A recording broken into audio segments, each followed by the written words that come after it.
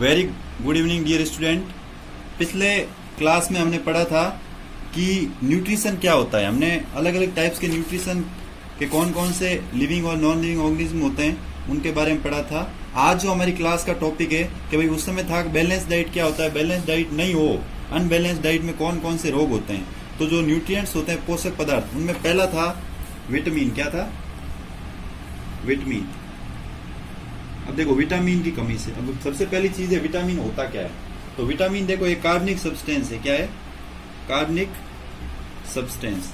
Vitamin एक कार्बनिक substance है, ठीक है ना।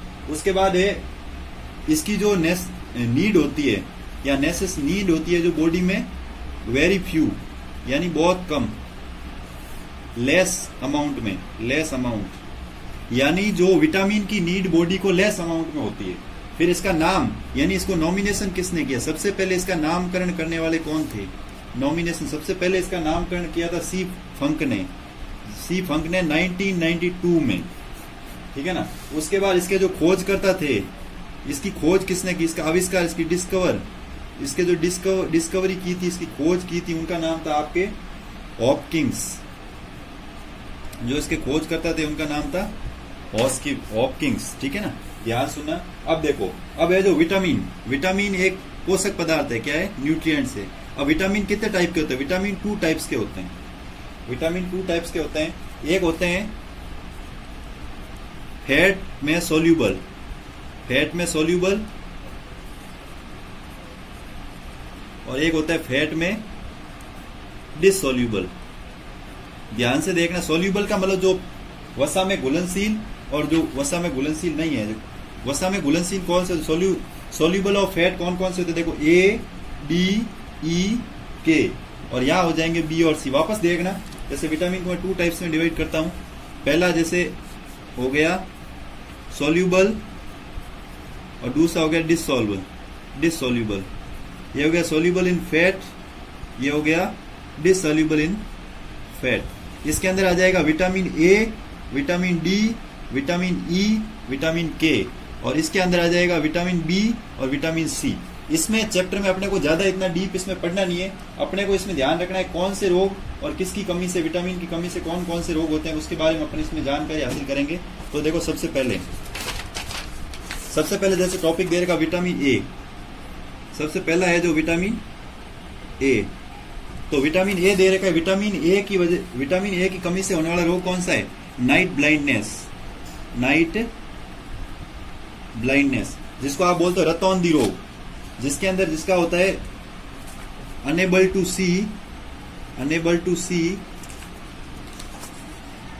एट नाइट और डार्क लाइट।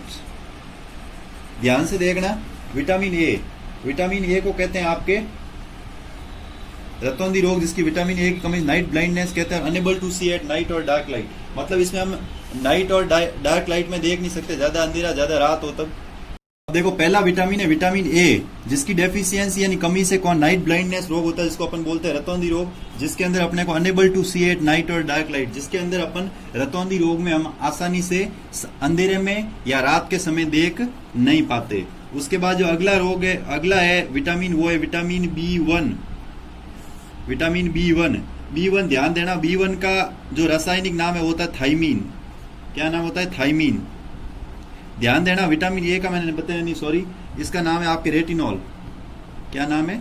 रेटिनॉल। इसको केमिकल नाम है इसका रेटिनॉल, और विटामिन बी को बोलते हैं थाइमीन, ठीक है ना।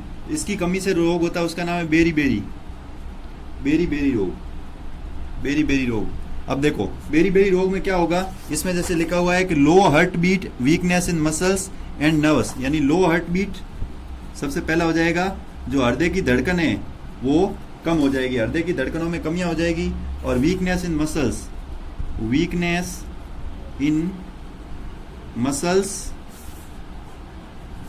एंड नर्व्स, अपने जो नर्व होती है उसमें और मसल्स में क्या आ जाएगी? वीकनेस, यानी कि हृदय की धड़कन कम हो जाएगी और पेशियां और तंत्रिकाएं कमजोर हो जाएगी।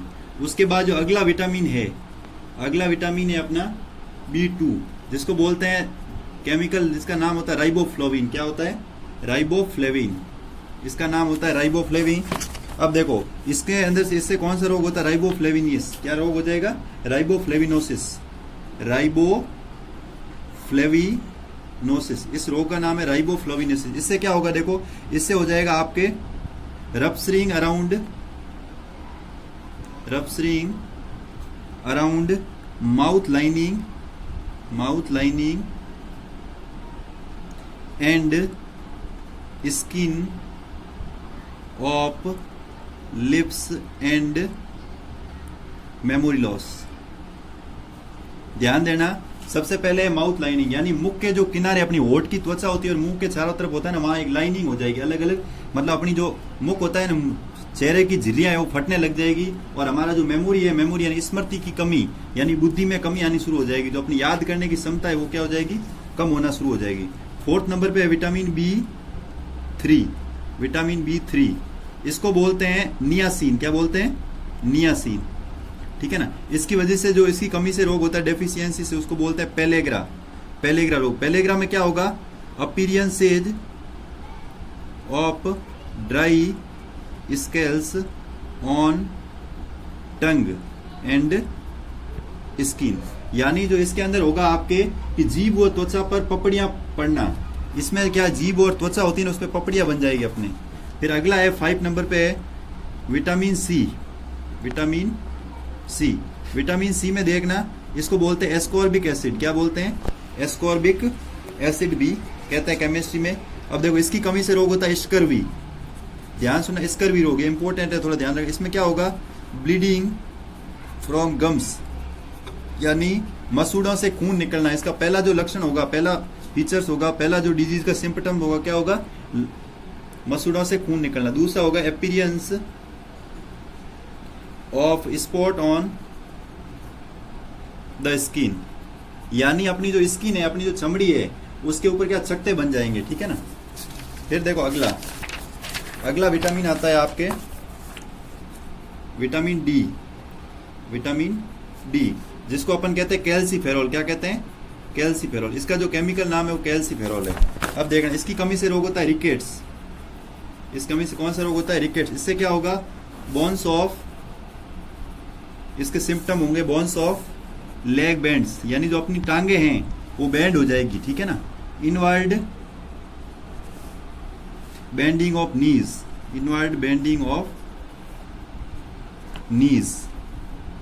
अब ध्यान से देखना, इसमें क्या होगा कि पैरों की हड्डियां मुड़ जाती है और घुटने पास आ जाते हैं, यानी पैरों की हड्डियां हैं जो अपनी मुड़ जाएगी, मतलब आकार हो जाएगी, तिरछी हो जाएगी, और दोनों घुटने पैरों की हड्डियां ऐसे तिरछी होगी तो घुटने ऑटोमेटिक यहां से पास में आ जाएंगे।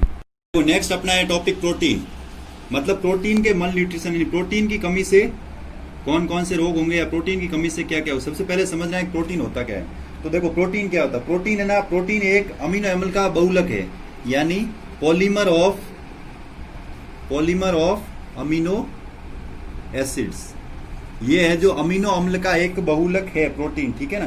फिर देखो प्रोटीन किससे निर्मित होता है, देखो प्रोटीन है ना कार्बन से, हाइड्रोजन से और ऑक्सीजन से और नाइट्रोजन, इन चारों से मिलकर बना होता है। इन 4 तत्वों से, 4 एलिमेंट से मिलकर बनता है। कार्बन, हाइड्रोजन, ऑक्सीजन और नाइट्रोजन से प्रोटीन का निर्माण होता है। अब देखो प्रोटीन, अब प्रोटीन की कमी से, अपना जो टॉपिक है इंपॉर्टेंट, प्रोटीन कमी से कौन कौन से मल न्यूट्रिशन से कौन कौन से रोग होते हैं। तो सबसे पहला जो अपना रोग है उसका नाम है क्वोस्कियोर। क्या है, क्वोस्कियोर। सबसे पहला रोग है वो है क्वोस्कियोर, ठीक है ना। सबसे पहला रोग है अपना क्वोस्कियोर, जिसमें ये प्रोटीन की कमी से होगा। देखो इसमें 5 वर्ष, ये हमेशा लेस देन 5 ईयर्स, यानी 5 साल से कम उम्र की बच्चों में होगा, ठीक है ना।